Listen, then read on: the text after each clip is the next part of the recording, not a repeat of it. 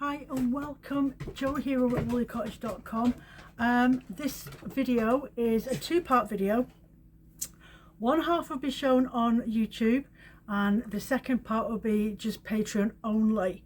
So yeah, and I'll explain that at the end of this video. Anyway, what we're doing today is the second episode of hand spun yarn versus mill spun yarn. And this one's a little bit different from the first episode, and you'll find there'll be videos like this throughout this topic.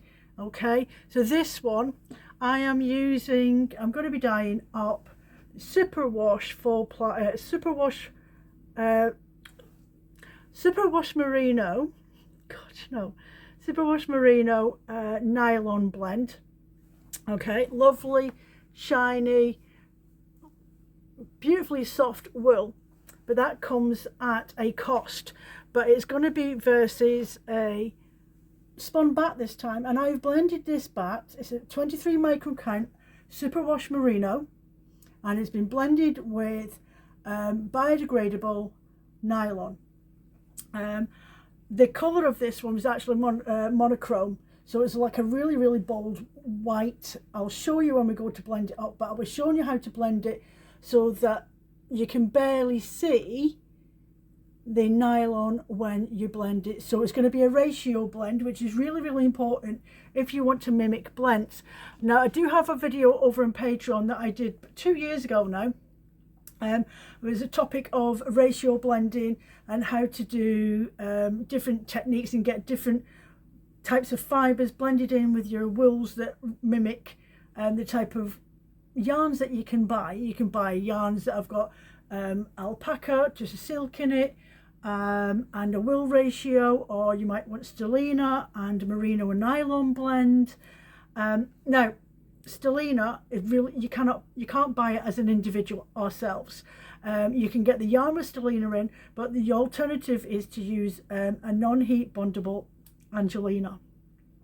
Okay, but I'll cover that in a video later on down the line, because I nearly temptedly stuck angelina in when I was blending this up today. And there's a different process with blending these blended bats, in the sense of it's carned two fibres together. You want to make sure it's thoroughly blended, unlike when you buy a roving. I'll just show you. So this is obviously one of my hand dyed rovings, okay, but can you see that has got I think it's silk blend in there or something. It might be bamboo. Let me just have a feel of it.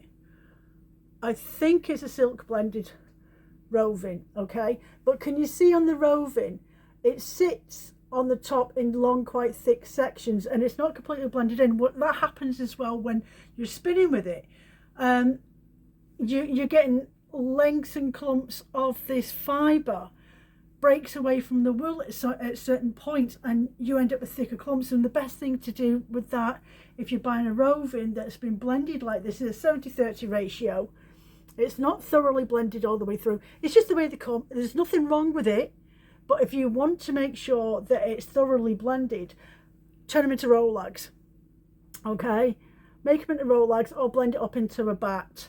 And then just follow the colour ratio that you've got on the roving to be able to do that. I'll show you that at some point later on down the line. But for now, I am going to show you in a sec how to blend up this 100 grams, 70-30 ratio, 23 micron count Superwash Merino with a biodegradable nylon that's in there.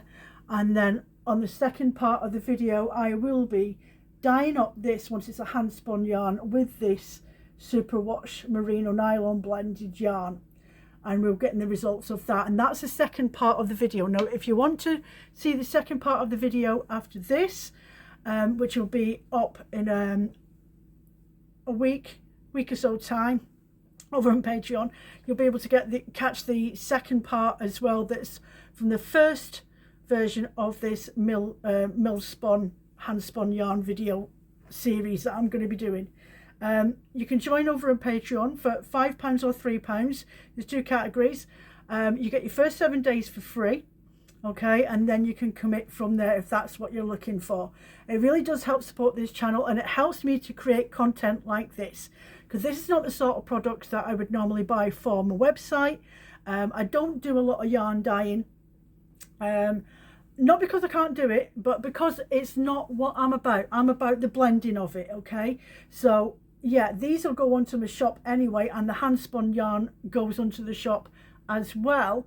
But if you want to see how I dye and the results of that at the end of it, and the knitted swatch and everything else, then you're more than welcome to go over to Patreon. Join us over there. If you have an iPhone or an iPhone or a tablet, an iPad, do not download the Patreon app via the Apple App Store. They add a fee onto your memberships when you choose a plan with a content creator over on Patreon, and it does not go to the platform, to the people at all. They keep that fee on top of the money that you donate to us, okay, as a member of a part of a community. So the best way to access it is going on your Safari, Firefox, Google, whatever, Yahoo, whatever search engine that you use. Access Patreon that way. Log in or create account, log in, and come and join us over there. And it's Woolly Cottage. Your links are in the descriptions. You can find me, not a problem. If you can't find me, pop over and find me on Instagram, and I can give you the link to the actual Patreon. If you use an Android phone, a Google phone, Windows phone, an Android tablet, then you can download the app on there. Not a problem. You won't be charged any extra. You'll just be paying exactly the fee that you give to the content creator as part of your membership. Okay, get that housework out the way. So I will have a little natter with you as well while we're here about the pros and cons of superwash wool. Now, it is quite a bit of a taboo with people that want to work with products that are natural, okay? Superwash Merino, I'm going to read from my notes, okay?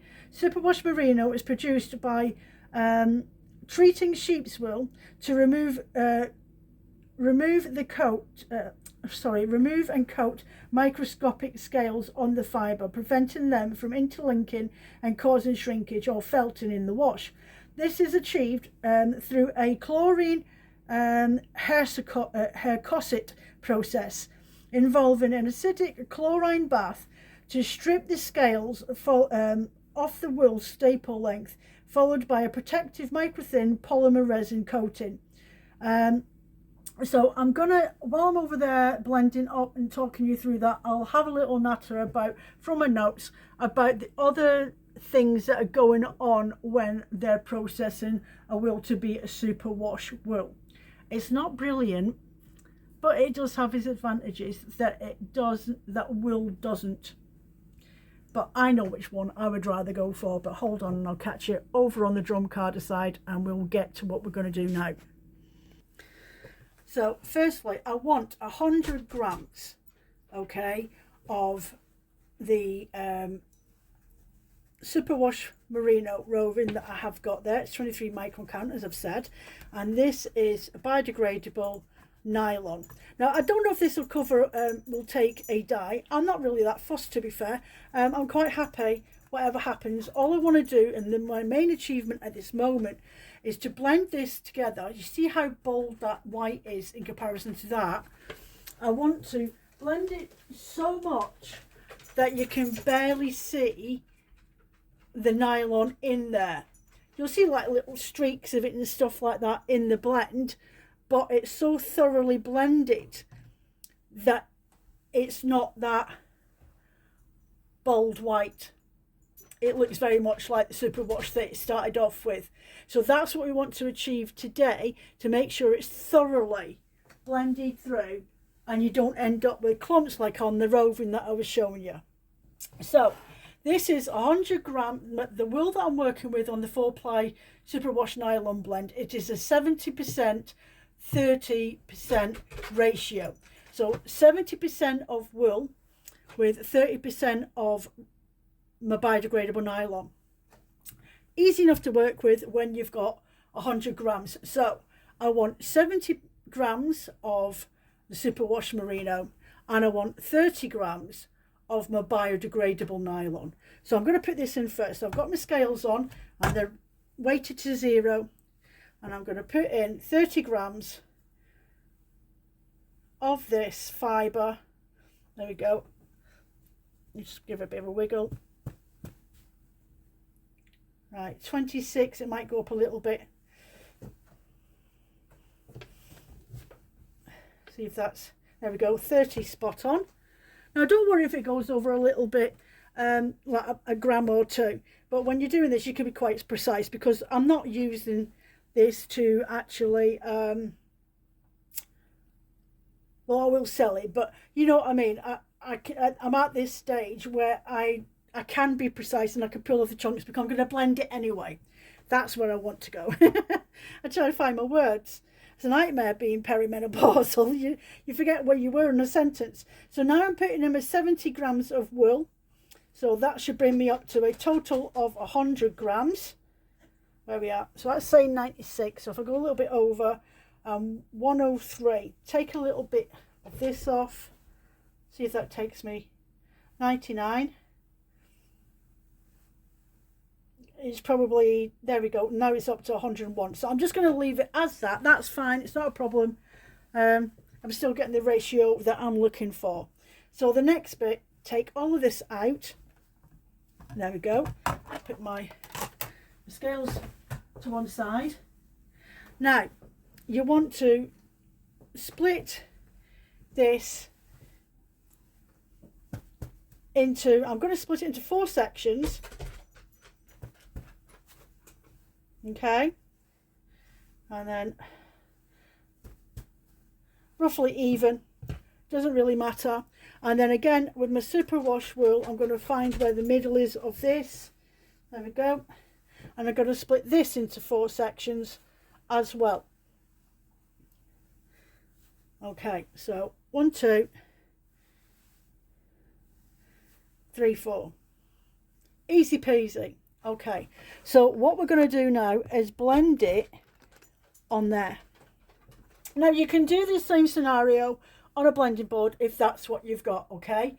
So say, now that I've split it into 4 pieces, I can literally blend them on my blending board. So I've got a section of my wool and a section of my nylon, and I can blend them onto my blending board. But the thing is, you're going to have to repeat it a couple of times. And by repeating it, I'll have to reblend it through. So I'm just going to split these one section at a time into halves, and I'm going to put them on in halves onto my drum carder. So the one length that I'd split, so one of those, I split it in half, and both those sections are going on here. I'm just trying to make my life a little bit easier, so I've not got clumps and massive clumps of wool going on at the same time.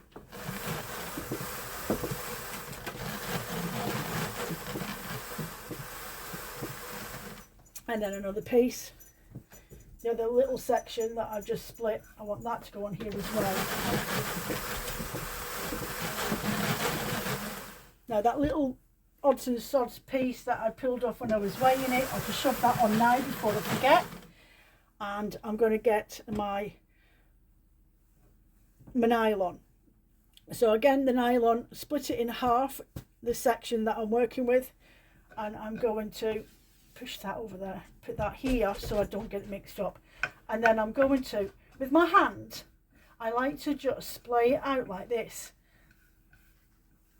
so it's a little bit more teased open, and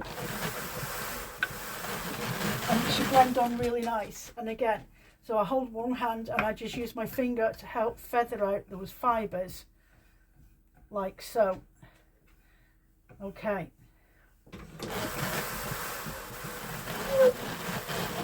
now I go back to my wool. So I get my length of wool. Oh, I want to feed that about halfway from here.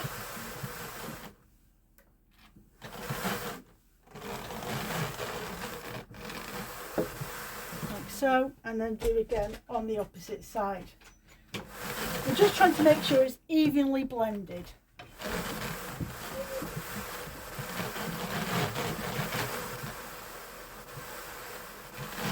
Okay, And then I'm going to repeat that again. So we have got our 2 little sections of nylon, and we're going to fan that out so it doesn't go on in thicker chunks. And that's essentially what we're trying to do. We're trying to break up the fibre and smooth it out so it goes in a lot more in control. We're in control of it. We don't want clumps of it when we're spinning with it. We want it to be evenly blended and distributed throughout the fibre. So with the processing of the superwash wool, firstly it's scoured. So in other words, obviously, as you all know, it's washed so it can remove the lanolin.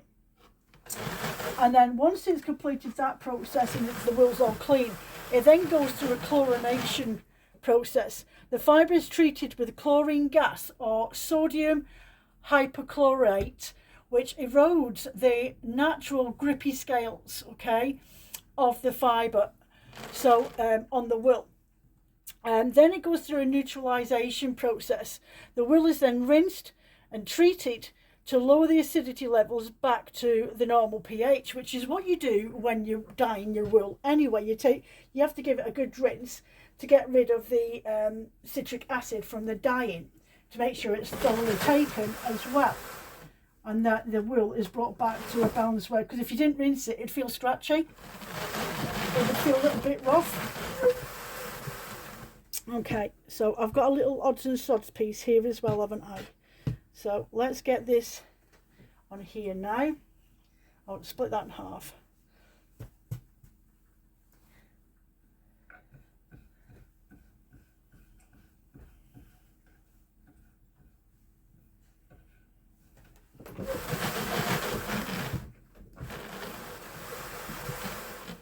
And then another piece.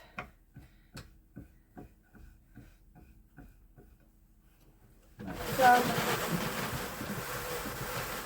and then I've got this little piece left over from when I was making sure I had the right amount of weight in there.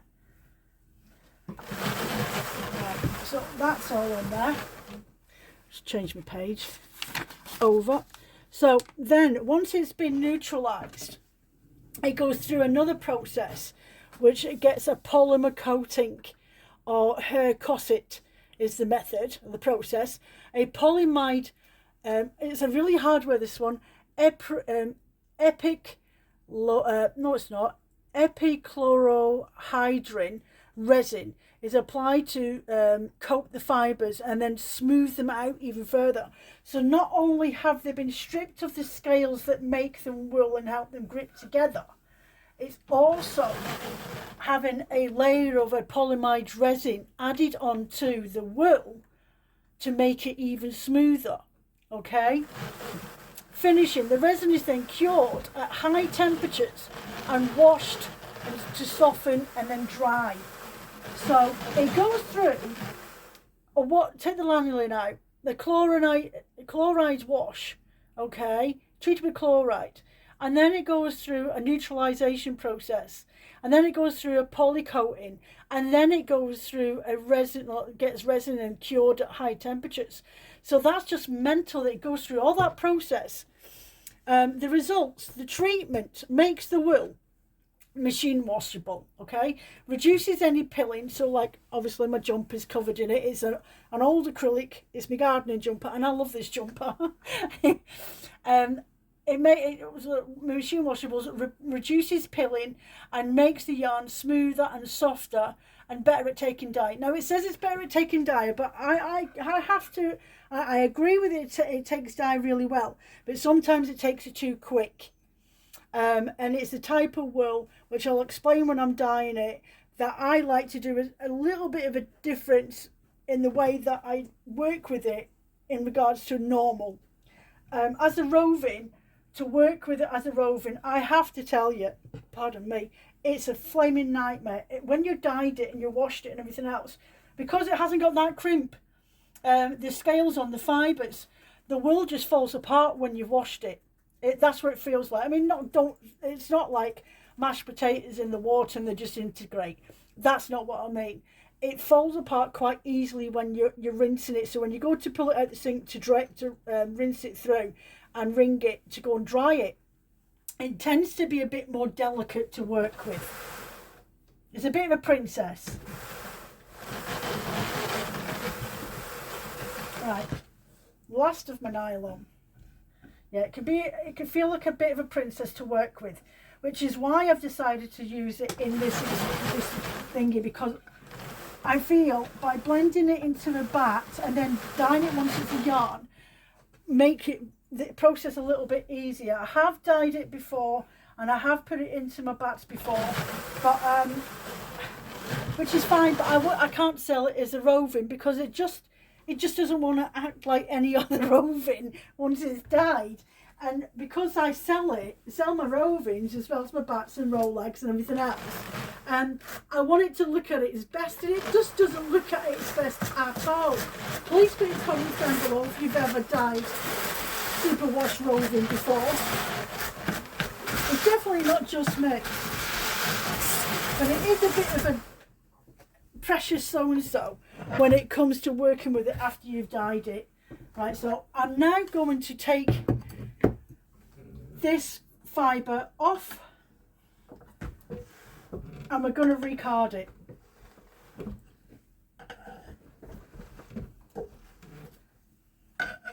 I'm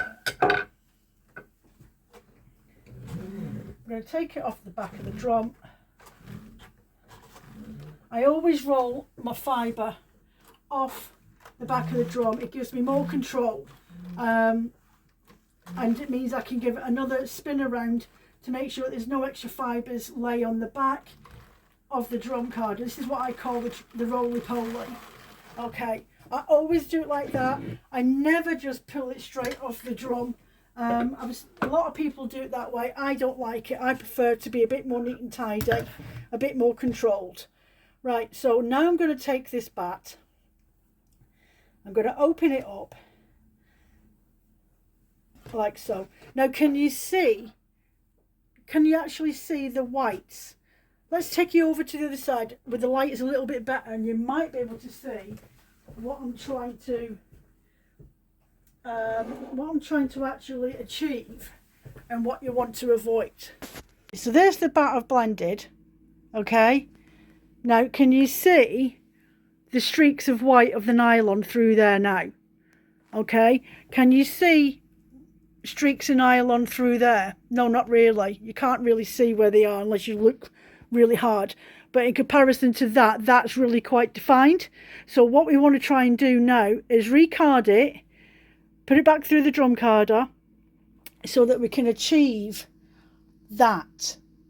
Okay, so what I'm going to do now is get my bat and I'm going to split it lengthways, so along the grain of the wool. So I'm going to split it in half right down the middle. Okay, I'll put one section to one side just for a second. Right, so now I'm going to split it in half again. I want to get four sections out of these. Okay, and then pull this one, and again about a thumb's width. Can you see?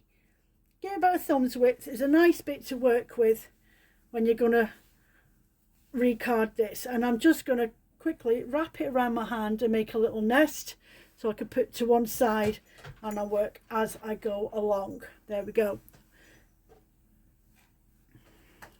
And again, 2 thumbs width.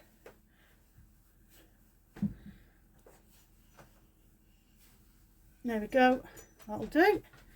Put that to one side and then wrap that one again around my hand, just like that. And I will do the other half now. So split it all the way down the middle, as accurately as you can be. Okay, and then I'm going to take one slither and split it in half again. So what I'm ending up with is 8 sections of this 100 gram blended 70-30 ratio merino and biodegradable blend. And again, put that to one side, and then I've got this one to go through, so 2 thumb width, and just gently tease them apart. Put that to one side. So now I'm back to my drum carder, and I'm going to tease the fibres like that. Just tease them open. You can probably see my fingers through there, okay? And this is, I'm going to do the recarding. So I'm going to literally card it back through like so, and then start to tilt it over this way and get my next piece, and again tease open the fibres like so, just so it makes it easier for carding it through. Nothing should get jammed or dragged because you've teased open the fibres, and then just go back over that way. Okay, get another piece and just tease it open like so. Start from this side, probably tease it open a little bit more like so. You'll know if it's not been teased open a little bit enough, because you'll feel the resistance on the front licker.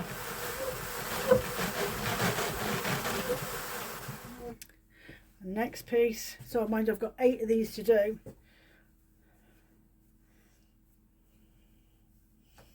Okay.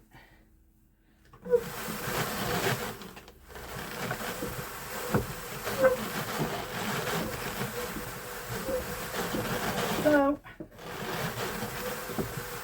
and I'll carry on. So the next part, the results of working with processing your superwash wool. The results: the treatment makes the wool machine washable, reduces pilling, and makes the yarn smoother and often better at taking dye. Environmental impact. Okay, the process is chemically intensive, and due to the polymer coating, makes the wool less biodegradable and a potential source of microplastics. So really, you're deconstructing a natural fibre down to what some people say is essentially an acrylic wool. Really, it's a man-made fibre because there's nothing left of the characteristics of that wool. So alternatives, newer methods such as using enzymes or proteases to digest the cuticle layer or the scales are being explored to reduce the reliance on chlorine and plastic coatings. So the issues: the smooth nature of the treated fibre means that the yarns have less resilience in a finished swatch or a garment, and will grow in the wash. In other words, it will enlarge, it will go out of shape. Okay? So also, the loss of natural properties. The removal of the natural air trapping scales means that the wool is less efficient at insulating and keeping you warm. And also, it's no longer waterproof. Okay, less breathable and moisture wicking. The resin coating impairs the natural breathability of the wool and the moisture wicking ability of the wool, reducing the comfort in some conditions. So, like if you're out working with a wool jumper on, it won't maintain the sweat. If you're out working in the rain, it won't refract the water molecules off the jumper. The jumper, a proper wool jumper is practically waterproof, and it's breathable, and it's actually odor deodorizing as well. You only need to wash a wool jumper a few times a year by hand, and that's it.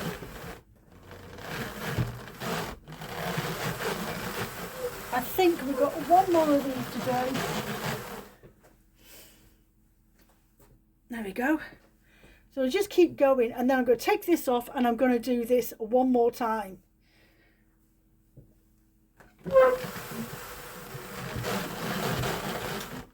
Open that up a bit more.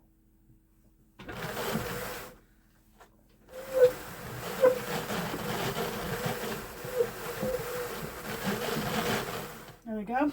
So I'm going to run this back through the drum carder for a third time. So first time was putting it on the drum carder with the ratio just to get it started.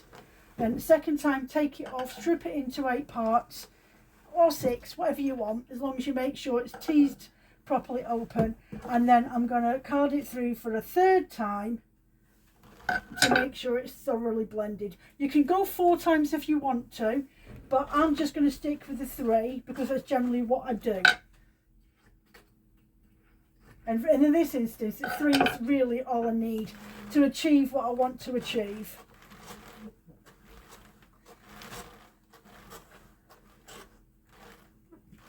Right, so that's that off.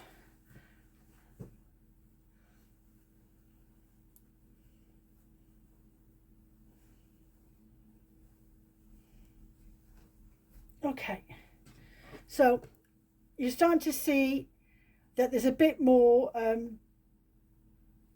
blending going on in this bat now.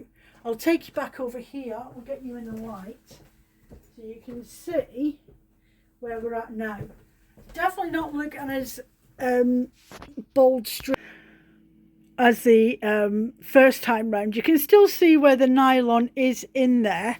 It's like that section along there has got some nylon in that I can definitely see, and you've got another bit here coming through. So yeah, definitely at least one more time I want it to go onto the drum carder and see how we go with that, and see if I can get it to the same results as I got with this one. You can see the sheen. Where the sheen is, that's the nylon that's on there, but it's definitely a lot better blended, and it means that I won't be getting clumps of nylon coming out when I'm spinning with it, and that's what I want to achieve. That's what I want you to be able to achieve. So once again, get me bat, exactly the same process as what we did last time. Split it right down the middle. Put one piece to one side while I work with this piece. So split it down the middle.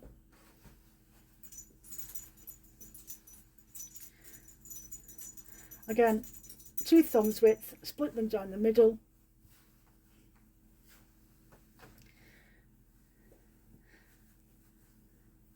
One, 2,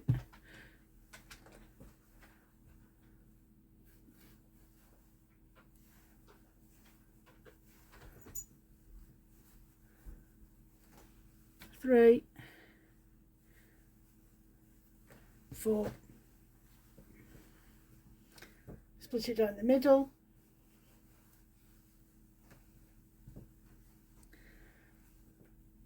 Thumbs width, like so.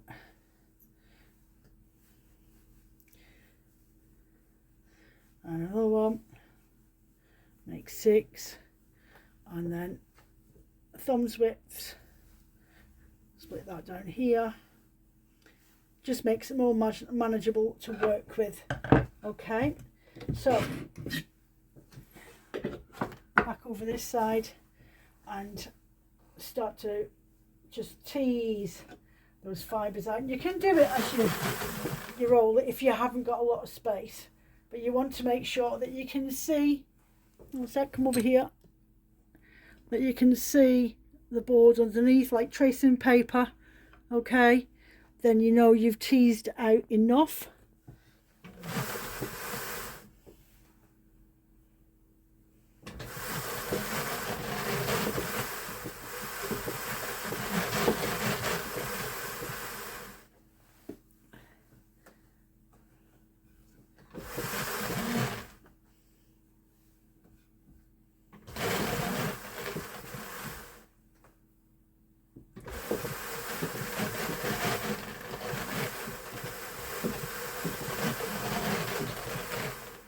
Oh, stuck underneath.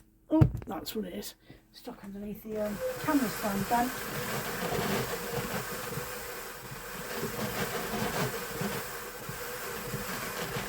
Now you might be wondering why I'm starting on one side and then feeding it over. Try and make it evenly distributed as possible, really, is what I'm trying to do. I don't want to make one side heavier than the other, so I always start from one side and then work my way over to the other. So I'll do that a couple of times on this side, and then start to move it over to this side. It just helps to give the bat an even balance. It could be placebo, I don't know, but it's just how I like to do it, okay? So again, this side this time. I just don't want the bat to be one side heavy, because when you're splitting up these strips of roving, you may have one that's 25 grams, you might have one that's 25 grams and one that's only 10 grams, but you still done that thumb distance between, so one might be slightly heavier than the other. So all I'm trying to do is just balance that out. So I've ended up with a load of like heavier strips on one side of the board and light on the other. When you go to take off, you're going to feel it's really, really thin on one side, you see.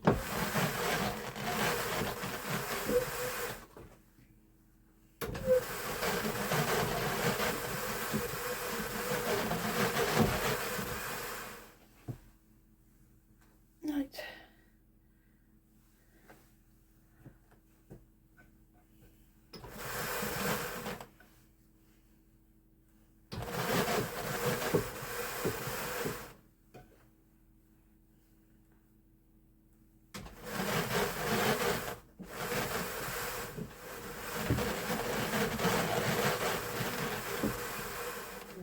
Let's see if I've got anything else in my notes about this. So, what have we got? We have got performance. Okay, so growing garments. Due to the lack of elasticity in the garments made from the superwash wool, often grown or stretch with wear and washing. Okay, so it grows out of shape, whereas if you've got a natural wool product that you've knitted yourself at home or been gifted or whatever, you're going to find that you don't need to wash it as often, okay, because it holds odour really, really well. It's waterproof. It doesn't need drying. You might want to just hang it up in a coat hanger and stretch it out or whatever. If you've worn it when you've been out working in the garden or outdoors, full stop, working out in the fields or whatever it is that you do, out in the water, boating. But with this superwash, it's not got a longevity to it, okay? It's got a slippy texture as well. You can feel it. It doesn't feel authentic. I think it's the best word. The coating makes the yarn slicker, which can then make it less ideal for projects that require structure or grip, such as cable knitting or specific colour work patterns. Durability. While it is machine washable, the resin coating can eventually wear off the fibre, causing the wool to felt later in its lifespan. Despite these downsides, superwash wool is highly valued for its softness and vibrant colour absorption and the ease of care, making it popular for garments intended for busy lifestyles such as children's clothing and knitting socks. Okay, so it has its uses and its non-uses, but I know where I stand. If I've been gifted superwash wool, and I'm not a massive fan of it because I do worry about the environment and what we're putting into it, and the fact that nobody's doing anything quick enough to rectify it or sort it out and stop these big industries from using this type of processes when they're not needed. The fast cloth industry is absolutely outrageous. The amount of landfill sites that are covered in our fast clothes industry and wastage is ridiculous. But it has its uses. I'll use it for knitting shawls and stuff like that, but I don't generally use it for knitting a garment, like a jumper or a cardigan or anything like that, neither. Well, I try and avoid it anyway, but generally if I'm gifted Superwash Merino or Superwash Blueface Leicester, which is another one you can get a hold of these days, then I generally tend to just use it in small projects. There we go. I mean, it's ideal for like baby blankets, lap blankets from the prams and things, because you can stick it in the washing machine and it doesn't really matter if it goes out of shape eventually or gets bigger. because it's just a baby blanket. It's nice and it's soft, but yeah. So there we go. I think we've achieved what we wanted to achieve.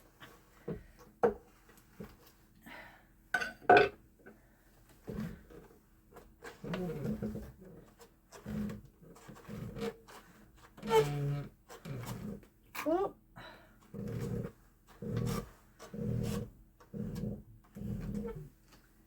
A little bit of traces on the back, and let's go over the other side and see if we managed to achieve blending this to the same standard as the one I did earlier. So I'm at the stage of spinning up the blended bat that I did. Okay, so what I've done is I've took one of the bats, and I've quite literally, I'll just put that to one side for a moment, pulled it out, or unrolled it, and then literally fold it over, and then I'll split right down the middle to well, I say right down the middle, it is down the middle, but hopefully with the intentions that I've got 50 grams and 50 grams ish on both sides of these bats. Okay, and then I'll spin one off on one bobbin 50 grams, and then spin this bit off and another bobbin. Now I'm trying to create a consistent lace weight, so with the intentions and the hopes that I'll be able to get a 4-ply yarn instead of my usual sort of mix between sport weight and DK. So as you can see how fine that is, really fine. I'm really quite impressed with how I've managed to keep it quite consistent all the way through, but that's because I actually prepped it properly.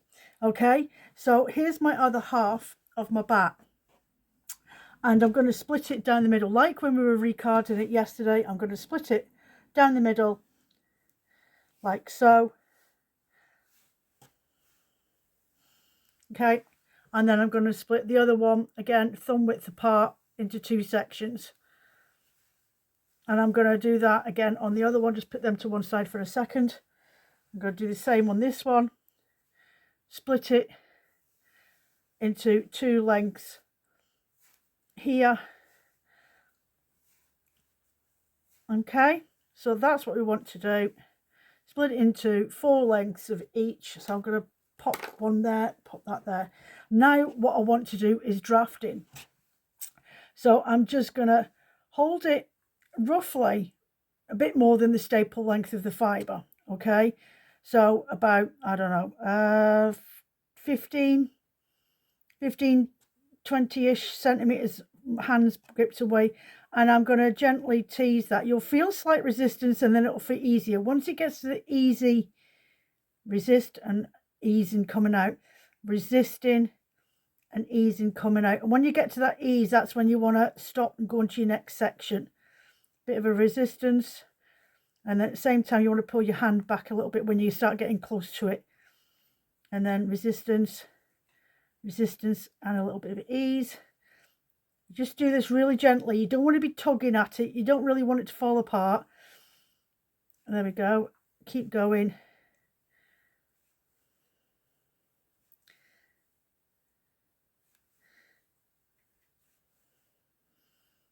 There we are. So that'll do for one.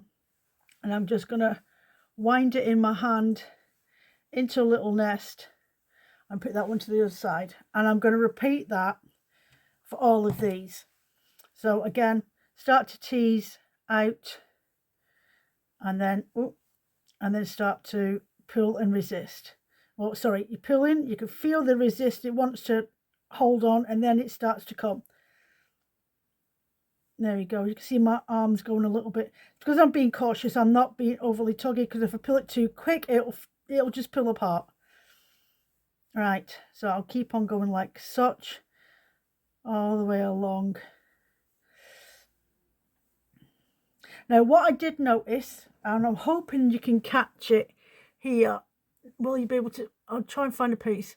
See in there, there's a little neppy bit. I found that when I was blending up the Superwash yesterday, I'm getting neppy bits because it's been carded through 3 times, but when I've been spinning it up, it's not been a massive problem.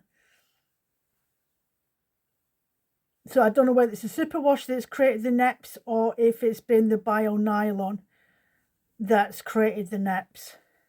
But it's not a massive problem. I find that there's another wool that if you card it more than twice, rambouillet, that's another fibre that likes to get a little bit neppy, which is cool if that's the look that you want. You want a bit of a neppy textured sort of spin. Though this one's not ideal for cables, but a rambouillet's is really quite nice. But if you card it through a couple of times to help build up the air as well, and you want the little bit of neppy, like a tweedy viscose texture, then you'll get that in here. Okay, there we go.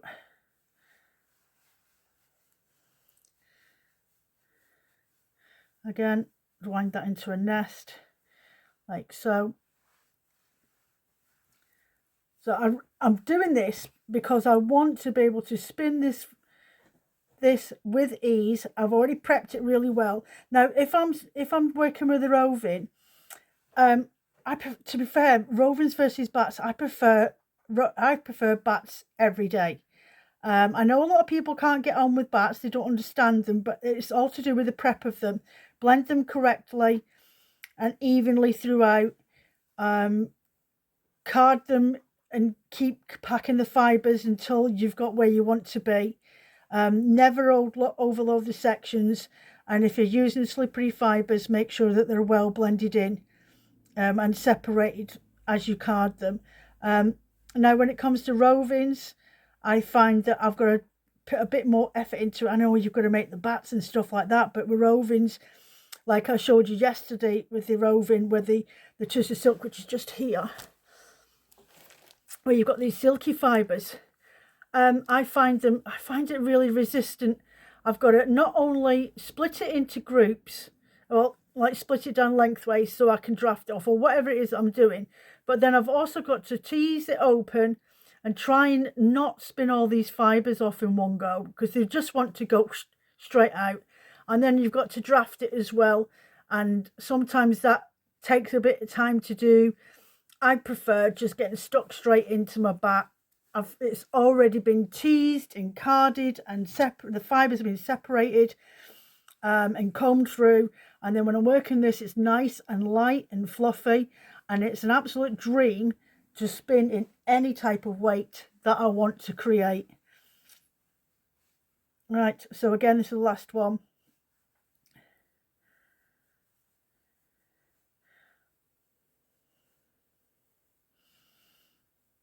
Like so.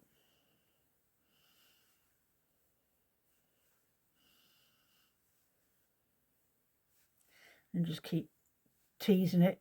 As I say, you'll feel the resistance and then it will start to come.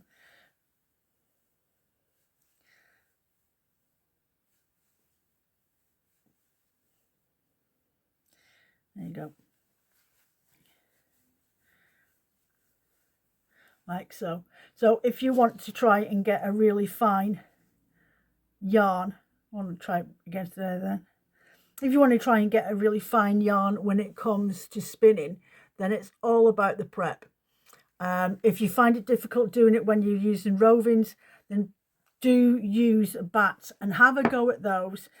You need to prep the bat to work with it. I mean, some people like to spin it straight off as it is from here.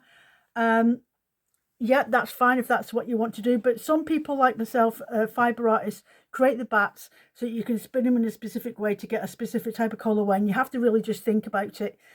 But when it comes to spinning specific dimensions of weight of yarn, you really need to give it a really good prep.